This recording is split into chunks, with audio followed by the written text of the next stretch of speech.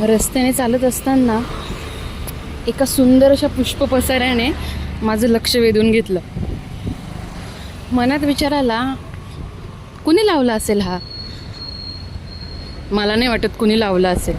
कुठून तरी अनोळखी जागेवरून येऊन पडलेलं त्याचं बी स्वतःच्याच आतल्या उमेदीने उगवून वर आलं आणि स्वतः जिद्दीने तरारून उभं राहिलं. आणि बघा ना, किती सुंदर तऱ्हेने फुलं आली आहेत त्याला. माणसाचंही असंच असतं की नाही,